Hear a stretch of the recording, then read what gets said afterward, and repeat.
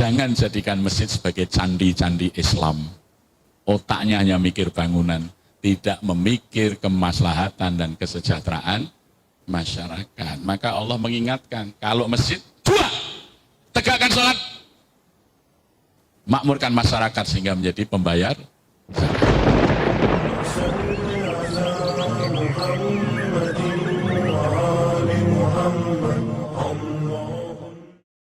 Assalamualaikum warahmatullahi wabarakatuh.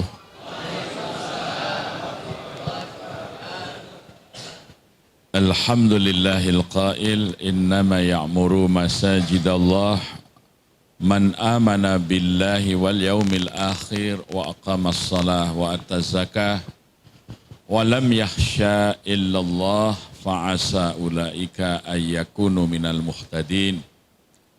Asyhadu an la ilaha illallah iyyahu na'budu wa iyyahu nasta'in wa asyhadu anna Muhammadan abduhu wa rasuluh alladzi mab'utsu rahmatan lil alamin. Allahumma salli wa sallim wa barik ala sayyidina Muhammadin wa ala alihi wa sahbihi ajma'in. Amma ba'd. Raditu billahi rabba wa bil islami dina wa bi Muhammadin nabiyya wa rasula rabbi zidni ilma warzuqni fahma amin.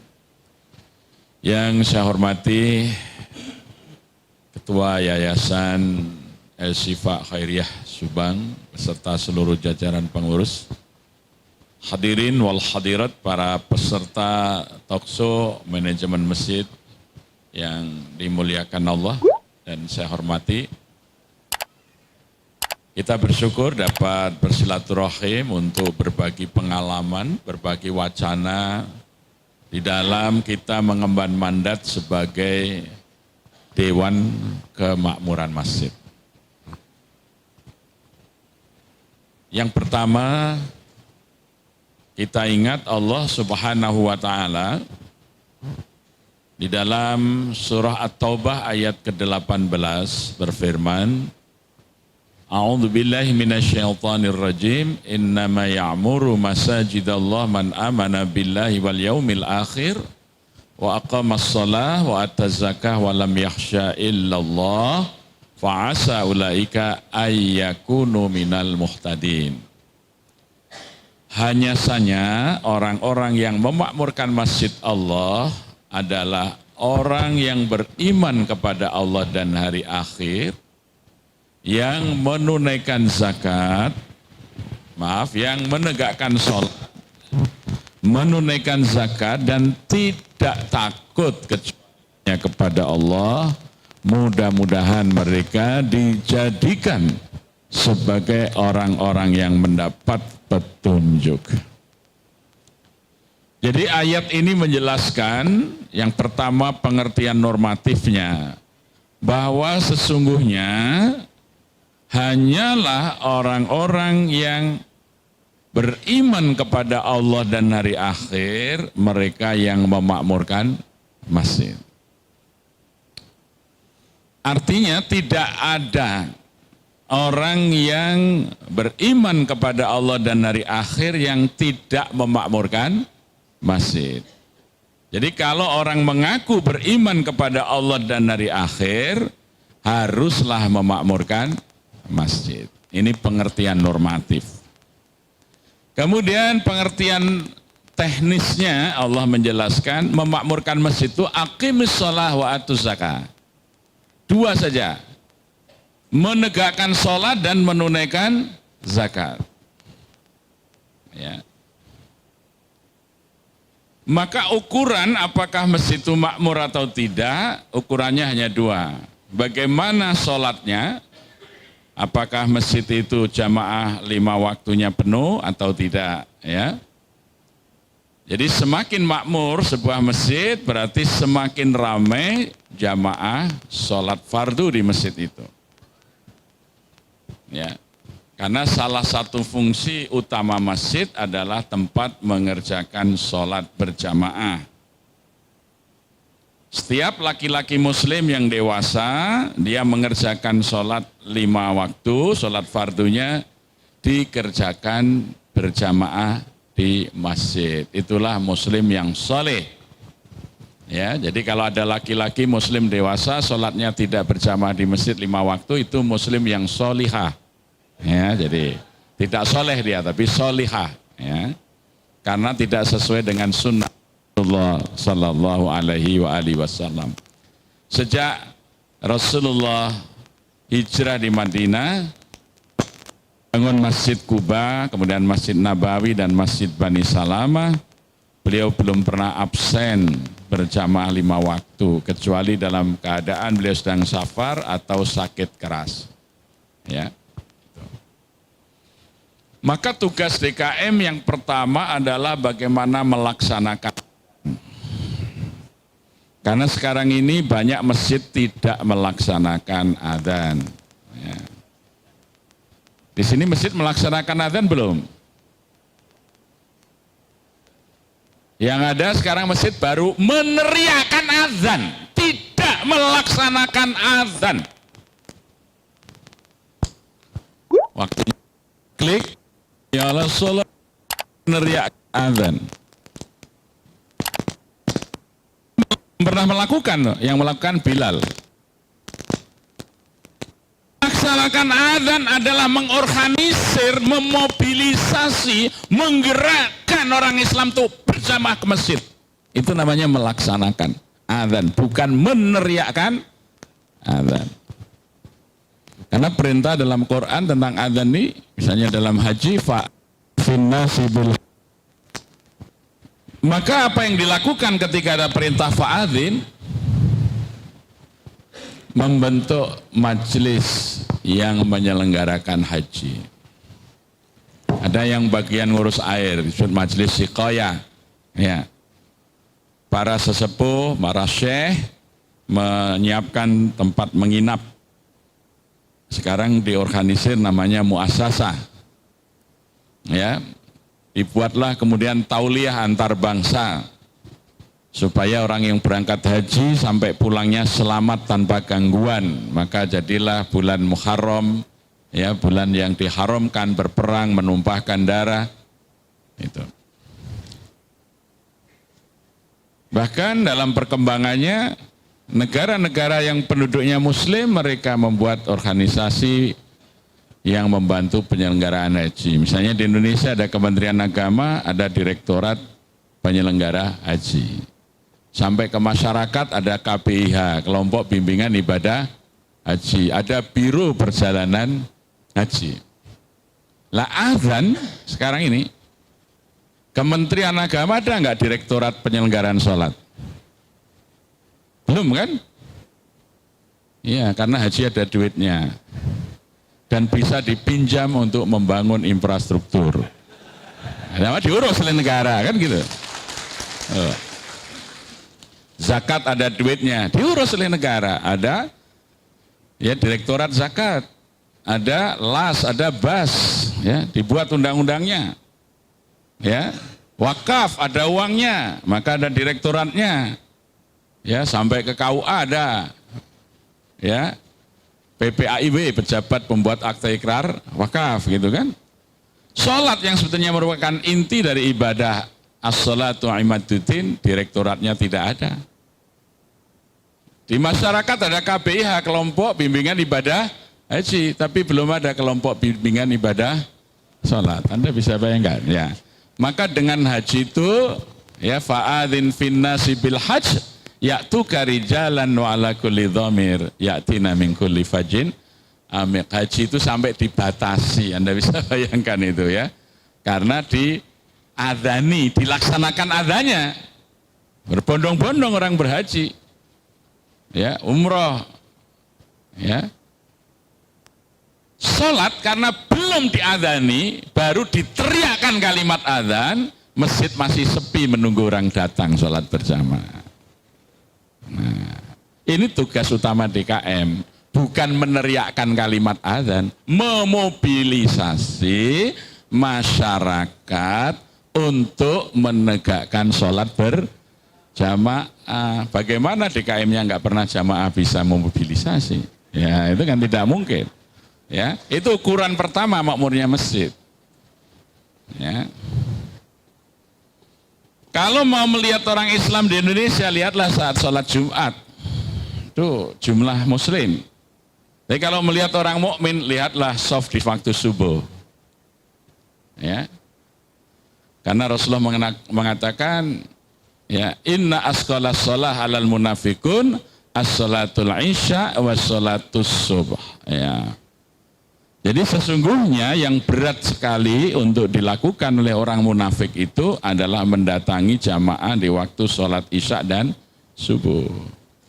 Nah, maka dalam Quran disebut inna Qur'anal fajri kana masyhuda. Sholat subuh itu sholat yang disaksikan. Sayyidina Ibnu Mas'ud menjelaskan dari Rasulullah SAW, saksikanlah mereka yang selalu datang di dalam sholat subuh berjamaah di masjid, sungguh-sungguh mereka mukmin. Jadi kalau yang jarang subuh ke masjid belum bersungguh-sungguh sebagai mukmin, ya gitu.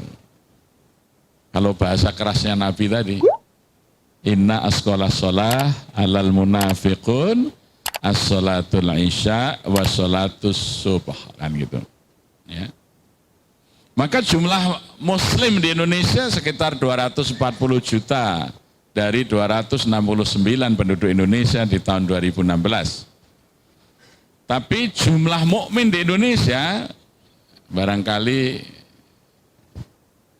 kalau menurut penelitian dari Monash University itu orang Islam Indonesia yang menegakkan sholat berjamaah di masjid baru 12%.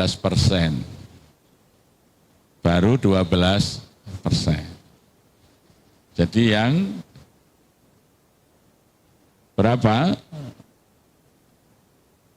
78% ini belum sholat berjamaah di masjid. Nah itu tugas DKM, melaksanakan adzan, yaitu menggerakkan, memobilisasi umat untuk berjamaah ke masjid.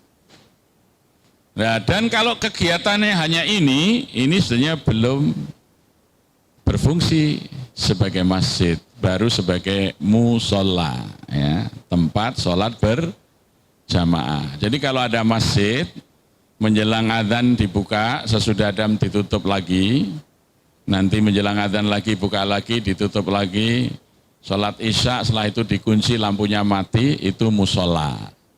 Meskipun tulisannya masjid, tapi sesungguhnya fungsinya hanya musola. Jadi besok diturunkan saja pelang nama kalau habis isya dikunci dan lampu diturunkan, diganti musola besar kira-kira. Ya.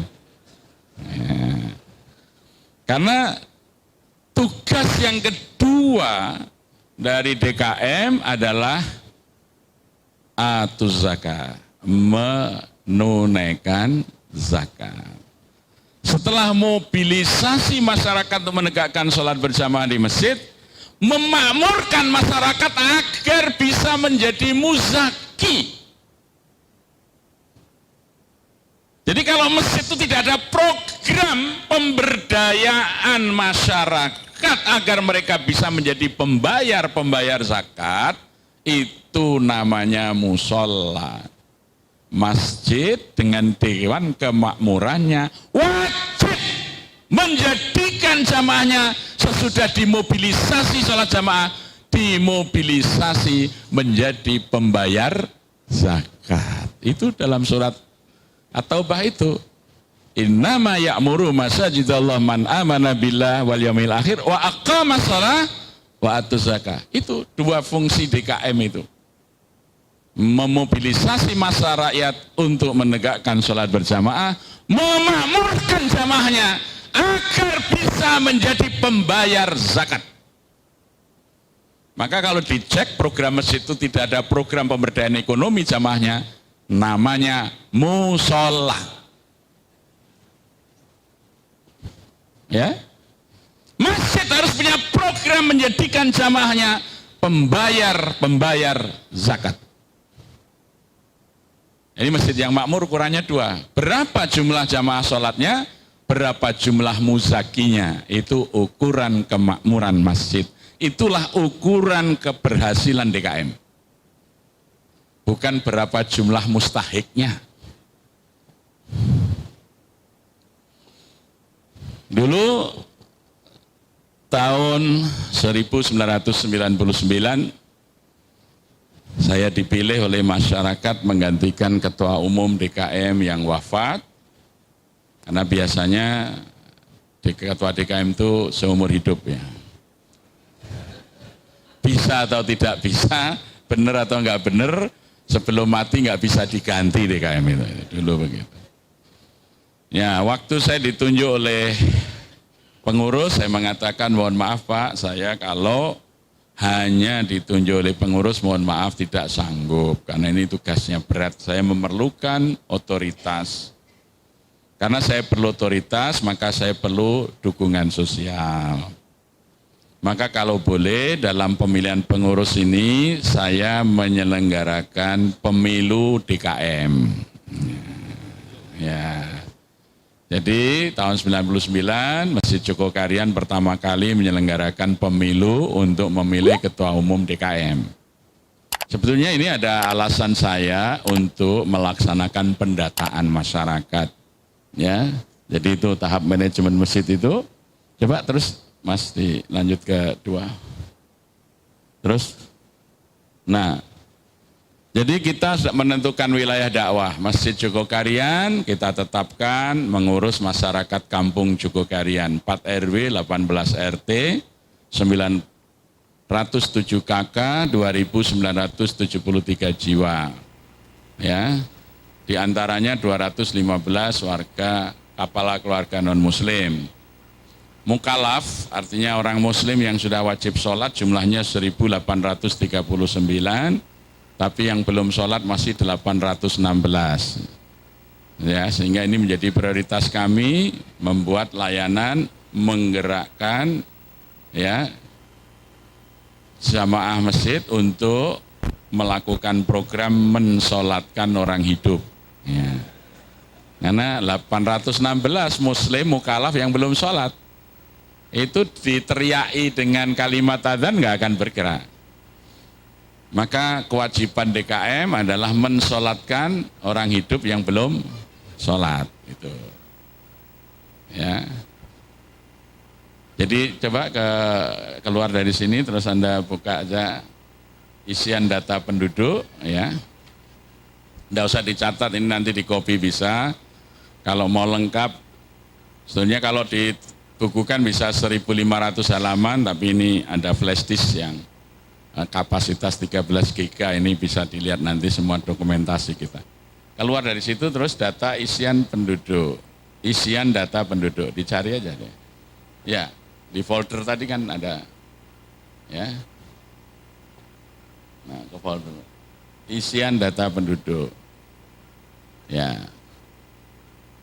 Nah, maka saya kumpulkan anak-anak remaja masjid, anak-anak SMP kelas 3, SMA kelas 1, saya buat format ini, kemudian saya gerakkan untuk mendata di tiap-tiap wilayah RT-nya.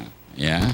Ditanya kepada tetangganya terdekat, siapa kepala rumah tangganya, siapa nama istrinya, sampai data kelahiran, pekerjaan, status rumah itu rumah sendiri, kontrak, apa warisan dan lain sebagainya, sampai dengan ya dia sudah sholat atau belum, sudah zakat belum, ini semua database.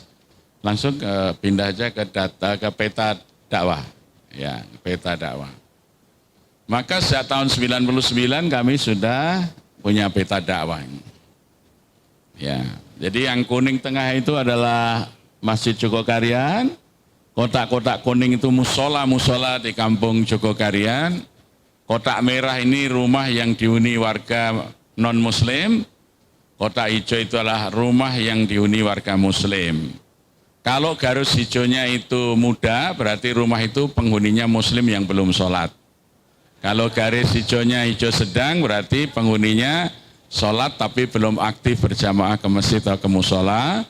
Kalau garis hijaunya tua, berarti muslim sudah aktif sholat 5 waktu berjamaah di masjid atau di musola. Ya, ada gambar onta berarti sohibul kurban, kalau ada gambar RP berarti muzaki, kalau ada gambar Quran berarti sudah berhaji, Kalau ada gambar Quran berarti sudah bebas buta huruf Al-Quran. Ada huruf A, B, O itu jenis golongan darah yang ada di rumah itu. Jadi database seluruh warga kampung di masjid lebih lengkap dari data yang ada di kantor kelurahan. Ya, jadi itu. Nah ini dari database ini kita bergerak bersama ya. Ini. Itu mengurus masjid itu, memakmurkan kan. 816 belum sholat. Kita sholatkan. Kami buat tim 17. Ya, 17 jamaah senior yang sudah bagus sholatnya, kita tugaskan mengunjungi rumah warga yang belum sholat. Ya, tapi tidak sekedar mengunjungi, kami ambil momentum yang tepat supaya mengetuk pintunya itu bagus. Jadi misalnya kita cek di data ini hari lahirnya kapan, ini pas hari lahirnya kita kunjungi. Kita bawakan hadiah, kemudian ya kita tawarkan karena mau belajar sholat. Ya, kemudian kalau ada momentum khusus, misalnya menjelang musim hujan, masjid membeli bibit tanaman, bibit mangga, jambu, durian, kemudian mengetuk pintu-pintu rumah yang belum sholat, ditawarkan, Bapak, Ibu ini menjelang musim hujan, barangkali mau menanam tanaman untuk di halaman rumah atau tabulan pot, ini masjid ada bibit tanaman. Nah dari situ mulai ya Bapak Ibu kalau mau belajar sholat, masjid menyediakan ustadznya, nanti masjid yang mengirim ustadz ke rumah Bapak Ibu untuk belajar sholat. Alhamdulillah responnya sangat positif ya, mereka menerima sehingga program ini berjalan. Tahun 2005 dari 816 tinggal 315 yang belum sholat. Tahun 2009 tinggal 27, tahun 2011 tinggal 4. Ya, jadi itu mensolatkan orang hidup. Jadi kalau hanya diteriaki, nggak akan sholat sampai mati. Ya. Kita mobilisasi donasi, ya untuk mensolatkan satu orang kami danai 500.000. Ya, jadi kalau suami istri, dia sholat, insya Allah anaknya sholat, cucunya sholat, buyutnya sholat. Kita akan memangkas mata rantai orang yang tidak sholat. Ya, sekarang kami sudah kerjasama dengan BNI Syariah dalam skala nasional. Gerakan ini saya tawarkan ke masjid-masjid seluruh Indonesia. Jadi kalau masjid-masjid di Subang ini ada yang ingin mensolatkan orang hidup, tetangga masjid yang belum sholat, nanti anggarannya bisa dimintakan melalui BNI Syariah. Untuk satu orang anggarannya 500.000. Ya, itu program kerjasama kami dengan BNI Syariah secara nasional. Ya, kita ingin mengurangi ya orang-orang yang mengaku Muslim tapi tidak sholat. Karena apa? Karena musuh Islam itu tidak melakukan peperangan terbuka, menghancurkan kita itu, menurunkan kualitas keislaman. Ya. Jadi yang tadinya sholat dibuat sibuk dengan sekolah, dengan kegiatan ini supaya tidak sholat. Didirikanlah sekolah-sekolah yang melanggar waktu sholat bahkan waktu Jumatan. Ya. Maka muslim kita ini terbagi 3, saya sebut M1, muslim kualitas 1. Muslim yang peduli dengan Islam dan kaum muslimin. Dan M2, Muslim yang tidak peduli agama Islam dan tidak peduli nasib kaum muslimin. Dan M3, Muslim yang tidak peduli Islam dan tidak suka kepada berkembangnya Islam. Itu M3. Itu mayoritas sekarang. Ya. Mayoritas. Jadi orang Islam yang benci kepada isu syariah, celana cingkrang, jilbab, bendera tauhid itu makin banyak. Itu namanya M3. Ya, itu. Nah, ada 100 SMA terbaik di Indonesia. 100 besar itu yang 67 adalah SMA Yayasan Nasrani, 67.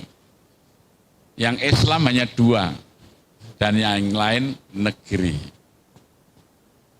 Yang paling baik di Surabaya namanya Saint Louis.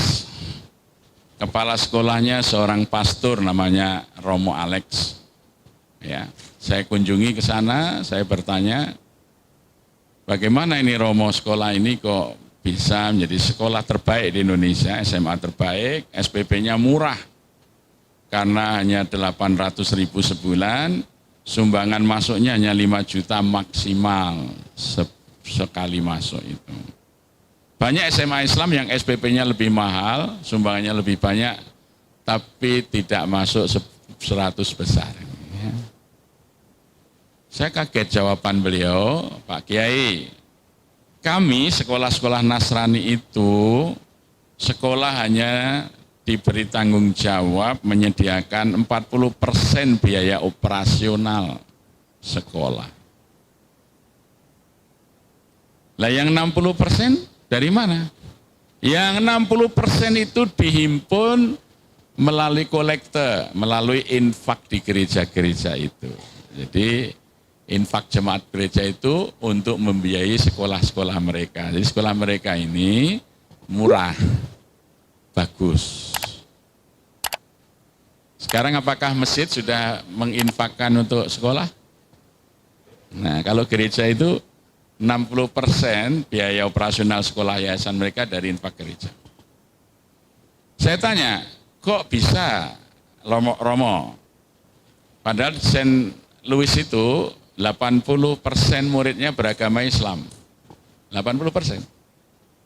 Ya memang itu target kami. Karena kami hanya ingin membangun generasi baru Indonesia yang tidak fanatik terhadap agamanya. Dan berhasil, ya. 4 alumni sekolah Xaverius di Sumatera Selatan, yang pertama namanya Tito Karnavian. Sekarang Mendagri, sebelumnya Kapolri. Yang kedua Fahrul Razi, sekarang Menteri Agama, lulusan sekolah Xaverius Palembang. Ya. Kemudian Menteri PUPR, ya, yang membangun sarana prasarana, jalan, perumahan, itu juga Xaverius di Sumatera Selatan. Ya. Ya. Satu lagi adalah Menteri BUMN. Ya. Cukup 4 alumni itu sudah menggambarkan berhasilnya tadi. Menciptakan M3. M3. Ya. Muslim, tidak sekedar tidak peduli, tapi mengekspresikan ketidaksukaannya dengan Islam. Semua yang berbau Islam itu dipandang dengan wajah tidak suka. Benar nggak? Nggak boleh celana cingkrang, hijab, bendera, tauhid, dan lain sebagainya. Ini artinya apa? Berhasil melalui pendidikannya. Tidak perlu dimurtadkan, tidak perlu. Tapi dijadikan kualitasnya M3, dari M1 ke M3. Ya. Menteri Agama mestinya menurut suasana kebatinan perumus Undang-Undang Dasar 45 ketika diperbincangkan pasal 29 tentang agama, Meister in the Rechten Supomo, seorang ahli hukum, mengatakan kita tidak hendak menjadikan negara nasional modern kita nanti adalah negara yang memisahkan kehidupan beragama dari kehidupan bernegara. Oleh karena itu nanti akan kita dirikan kementerian yang mengurus agama dan kewajiban pemerintah adalah menganjurkan agar rakyat Indonesia menjalankan syariat agamanya dengan sesempurna-sempurnanya. Jadi itu latar belakang pasal 29 dalam pembahasan di dalam Dokoritsu Jumbejo Sake.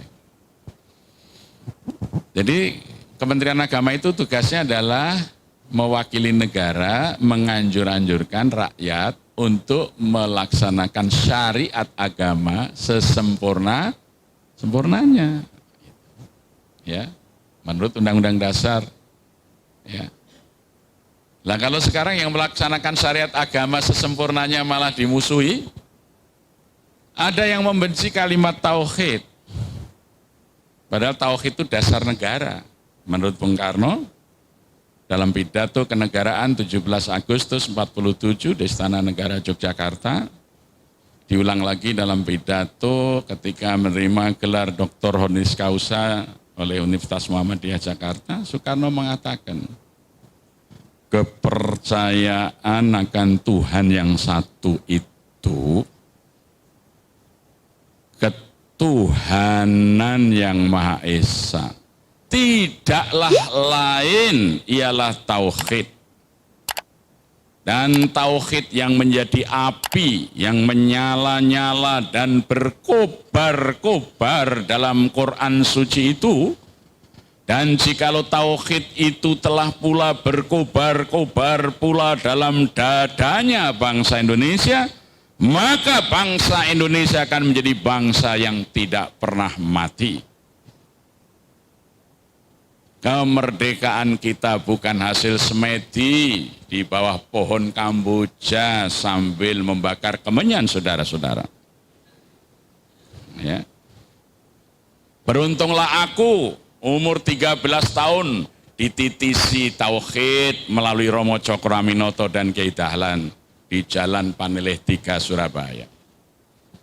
Saudara-saudara tahu, ibuku Ida Ayu Nyoman Rai itu ketika remaja di masa perawannya dia penyembah berhala karena ibuku adalah seorang Hindu Bali. Bapakku Raden Sukemi Sosrodiharjo itu seorang Muslim Jawa. Saudara tahu bagaimana orang Muslim Jawa itu? Muslim yang dipenuhi dengan klenik, ya, dipenuhi dengan tahayul, bid'ah dan khurafat. Oleh karena itu, aku berikan 2 juta rupiah kepada pimpinan pusat Muhammadiyah Ki Badawi untuk membanteras klenik dan TBC dari Indonesia. Karena itu adalah penghambat kemajuan negara kita. Itu pidato Bung Karno. Lah kalau ada orang mengatakan Pancasilais kok nggak suka dengan kalimat tauhid, anti negara dia itu, musuh negara, musuh ideologi negara, anti Pancasila. Sekalipun dia mengatakan kami Indonesia, kami Pancasila, gundulmu, bohong, busuk mulutmu. Kalau kamu penerus pendiri negara itu, ingat tauhid ini adalah dasar daripada negara Indonesia. Nah, ya. Ini kita digerogoti pelan-pelan itu. Ya.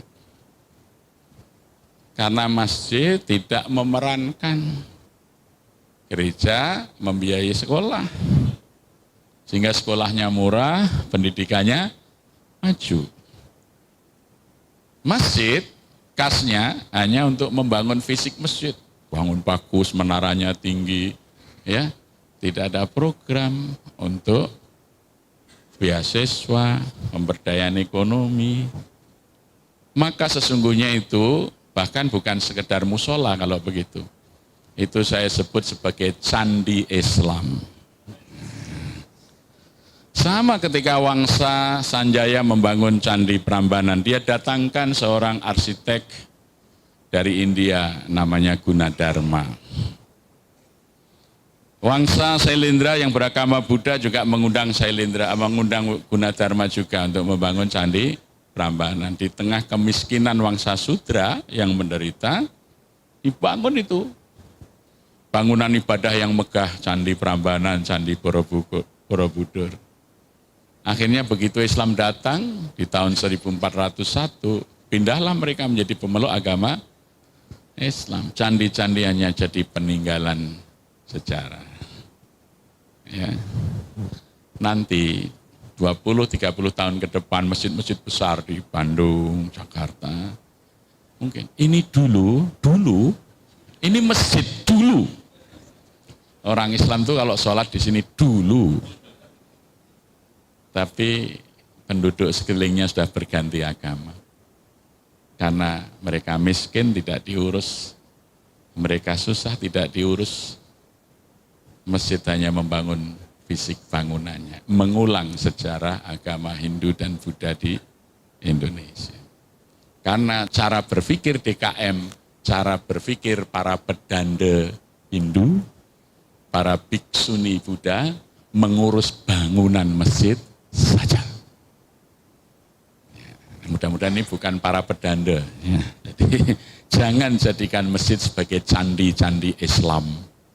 Otaknya hanya mikir bangunan, tidak memikir kemaslahatan dan kesejahteraan masyarakat. Maka Allah mengingatkan, kalau masjid, dua, tegakkan sholat,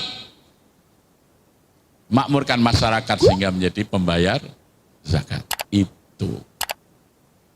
Ya. Jadi sebenarnya kita perlu gerakan kultural. Di masjid-masjid yang dilihat cek, tidak ada program untuk pemberdayaan ekonomi, tidak ada program untuk beasiswa, turunkan pelangnya ganti musola. Ya. Kalau kas masjid hanya untuk membangun menara, bangun ini ganti candi Islam, kira-kira begitu ya. Ini sebagai gerakan yang progresif revolusioner untuk membangun masa depan Islam. Ya. Jadi Islam itu harus melakukan sebuah pergerakan dengan dua saja. Masjidnya memobilisasi rakyat untuk sholat berjamaah 5 waktu. Masjidnya mensejahterakan masyarakat agar menjadi pembayar zakat. Nah, maka diperlukan database.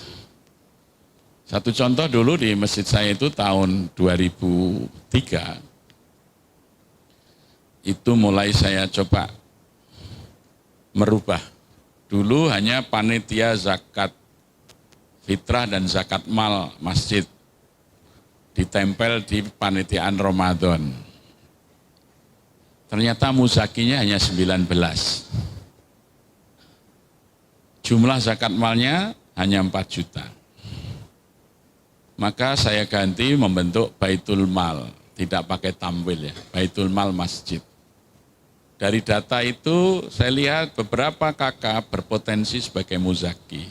Maka saya undang, kumpulkan, kita mengkaji khusus ayat-ayat tentang harta. Jadi tidak tentang zakat, tentang harta. Harta itu apa? Fungsi harta apa?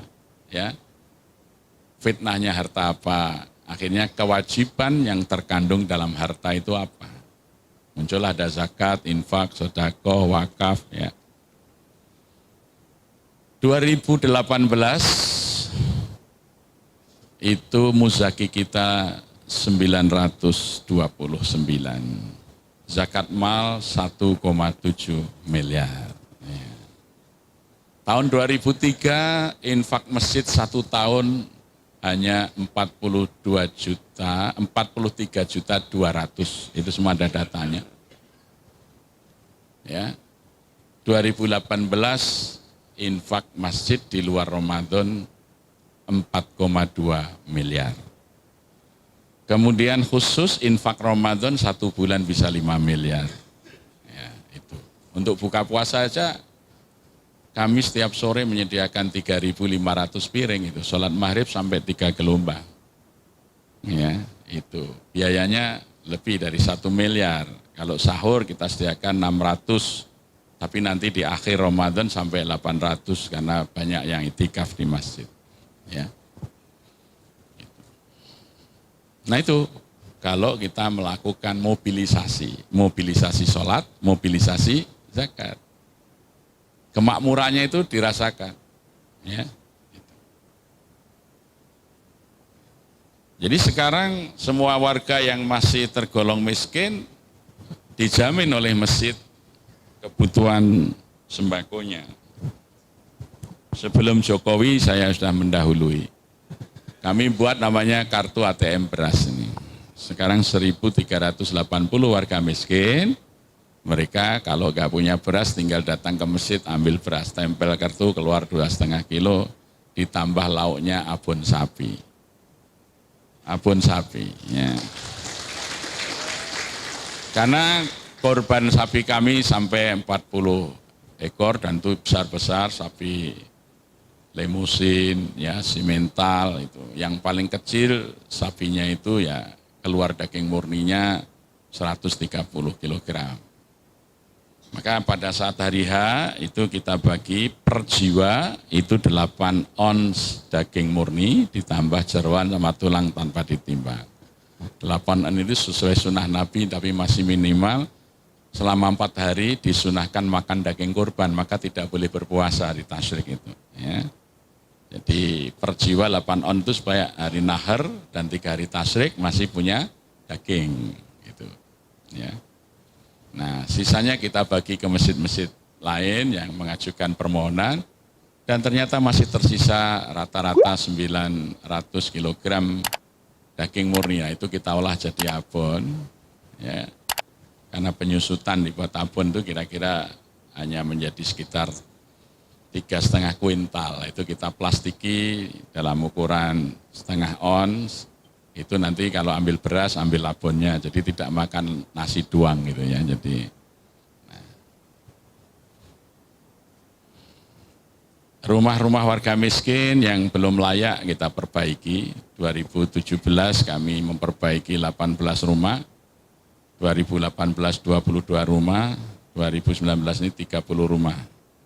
Yang kamar mandinya belum layak kita buat pakai keramik bersih, kamar tidurnya sehat, ada jendela, ventilasi, ruang tamunya layak. Kalau belum di lantainya di keramik kita keramik, kalau tidak punya furniture, masjid membelikan furniture untuk terima tamu. Ya. Kalau sakit, jamaah miskin ini kami asuransikan melalui Takafur Unicare, sebab kalau melalui BPJS 3 hari sembuh nggak sembuh suruh pulang ya. Jadi kami bayar premi asuransinya 48.000 per hari per jamaah. Kalau dirawat di rumah sakit di kelas 2 itu 60 hari dijamin oleh asuransi dan kalau operasi sampai 60 juta dijamin. Itu semuanya diberikan oleh masjid kepada warga. Kalau 17 Agustus peringatan itu setiap RT RW kami subsidi untuk menyelenggarakan peringatan Agustus. Ya. Jadi bukan RT RW kelurahan yang bantu, kami yang membantu. Ya. Kemarin Jalan Jogokarian depan masjid itu dibongkar untuk proyek saluran air hujan. Hampir 2 bulan para pedagang kecil yang biasanya jualan nggak bisa jualan karena gali. Saya tanya ke wali kota, ke Pimpro nggak ada anggaran kompensasi. Ya sudahlah, masjid mengalah, masjid yang memberi kompensasi bagi para pedagang yang tidak bisa jualan. Nah. Ya. Ini masjid hadir dalam persoalan-persoalan masyarakat.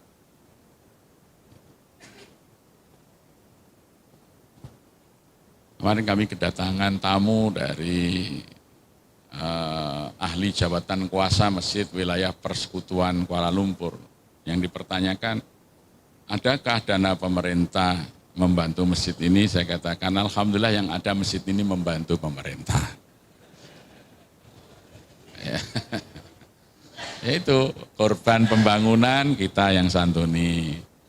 Ya, anak-anak yang usia sekolah nggak ada sekolah, SPP-nya dibayar oleh masjid. Kemarin saya merekrut imam, saya tawarkan kami memerlukan imam usia 30 tahun ke atas, hafal 30 juz, suaranya bagus. Kami sediakan gaji pokok 10 juta sebulan. Saya sediakan rumah dinas, kalau belum haji saya hajikan dan saya sediakan mobil dinasnya Innova Reborn terbaru.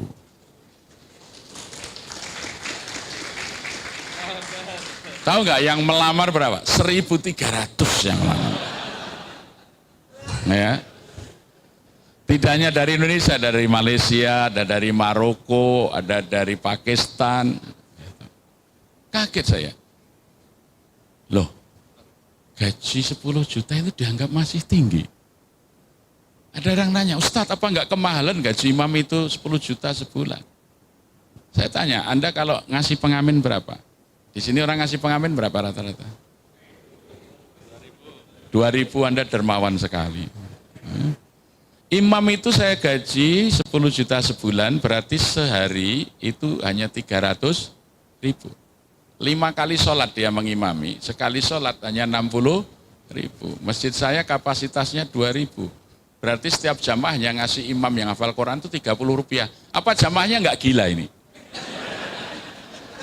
Kepada pengamen dikasih 2.000, imam yang hafal Quran dikasih 30 rupiah. Maka hidupnya nggak berkah masyarakat itu. Makanya miskin terus umat Islam itu, nggak memuliakan ulama dan penghafal Quran. Pengamen jreng nggak selesai lagunya 2.000. Ini Ar-Rahman sampai selesai 4 rakaat lagi 30 rupiah. Masya Allah, saya yang berbahagia apa? Banyak sekali masjid yang langsung menghubungi Pak Ustadz, kami minta imam sekalian, kami siap juga gaji segitu. Kami yang ranking ke sekian pun mau. Gitu. Jadi nanti tanggal 20 November saya adakan final untuk memilih 7 besar. Ini sudah para owner masjid, ya kayak Masjid Suciati, Masjid Namiro, ya masjid-masjid yang bagus itu pada datang ingin melihat final dan mau mengambil urutan keberapa dan sanggup menggaji sama. Anda bisa bayangkan di Indonesia ini ada sekitar 950.000 masjid. Kalau 10% saja mampu menggaji 10 juta sebulan, berarti ada berapa? Berapa masjid? 95.000,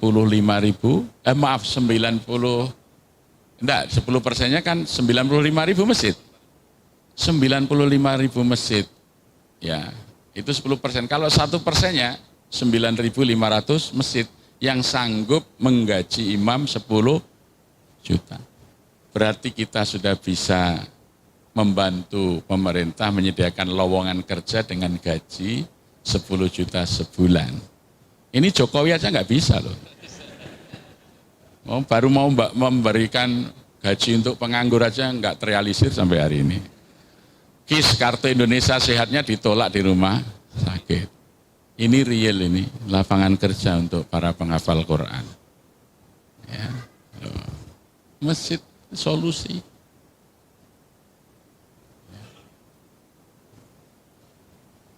Luar biasa. Ya. Saya tanya ke jamaah saya itu. Saya hitung pengeluaran masjid setahun, saya bagi 12 bulan, saya bagi 4 pekan. Ya. Dengan masjid layanan yang bagus, itu murah sekali biayanya. Kalau di masjid saya yang saya kelola di Gresik itu, setelah saya masjid bintang 5 karena khotibnya itu khotib nasional. Ya. Jadi kalau sebulan sekali saya undang seluruh pimpinan pusat Ormas Islam Indonesia jadi khotib di masjid saya di Gresik itu. Ya. Ketua PP Muhammadiyah, ini bulan depannya ketua PBNU, bulan depannya ketua Al-Wasliyah, supaya umat itu punya pemahaman yang luas. Biaya untuk khotib ya 15 juta, transport, tiket, PP, hotel, bisaro. Ya, sebulan sekali khotib regional, saya undang dari Surabaya, Malang, Jember, Semarang, Yogyakarta gitu ya.